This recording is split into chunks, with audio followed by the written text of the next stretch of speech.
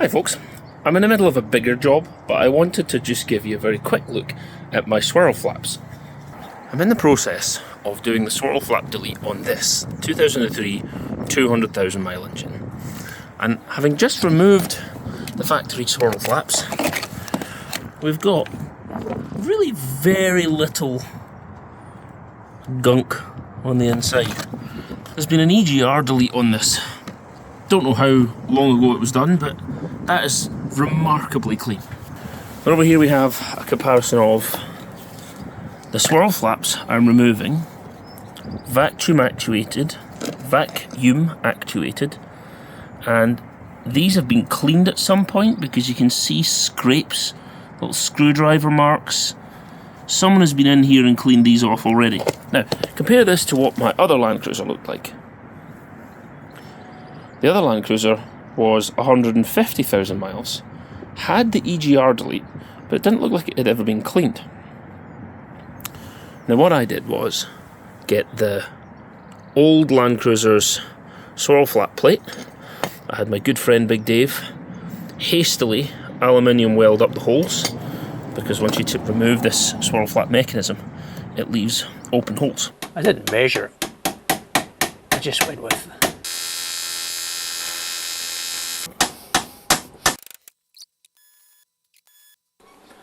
Toyota swirl flaps, these are all steel construction, Loctited in. I can't see these disintegrating the way that modern plastic ones do, like on BMWs. But for this car, I have this swirl flap delete plate from the previous car. I'm just going to swap them in.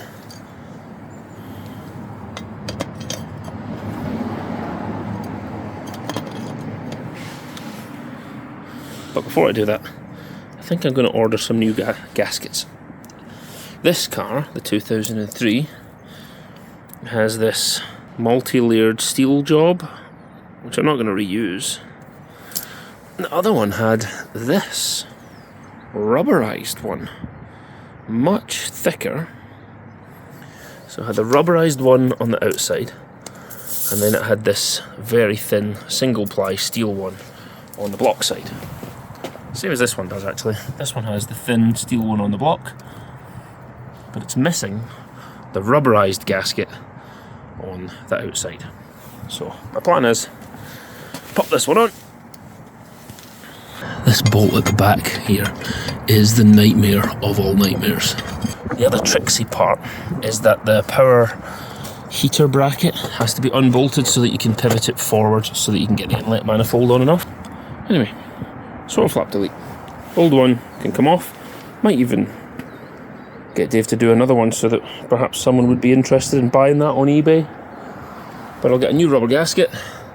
Fortunately, I don't have to clean the inlet manifold. I should point out that on here somewhere there is a vacuum hose. Wherever it is, I think it might be over here now. No, not sure where it is, but the standard vacuum hose, I've had a bolt in it for months now. So the swirl flaps have actually been deleted and just sitting in the fully open position. Now I'm just getting around to doing the full delete. In summary, I don't think there's a risk of them disintegrating. I'm fortunate because someone's cleaned my EGR and my swirl flaps already. Don't think there's a lot of horsepower to be gained here by just removing this tiny restriction in the middle. Maybe 5% more air, something like that. But it's a good excuse to have less filth coming through my engine, get some new gaskets, and have one more mechanism of the engine simplified. And while I'm in here, I've got the Toyota EGR delete pipe to do. Short video, hope you found that interesting. This job is a pain in the bum to do because you have to take off the inlet manifold and the airbox, and all the fuel inlet pipes have got to come off. The worst part of the job, the pair of 12mm bolts at the back there. One right down next to the firewall there, and this 12mm bolt. Both have really poor access at this end. But the rest of it's not difficult, it's just time consuming. Hope you found that interesting. More Land Cruiser videos on the way. While I'm on this job, it's getting an intercooler and some other upgrades, and I'll keep you posted on my progress. Hope you found that useful.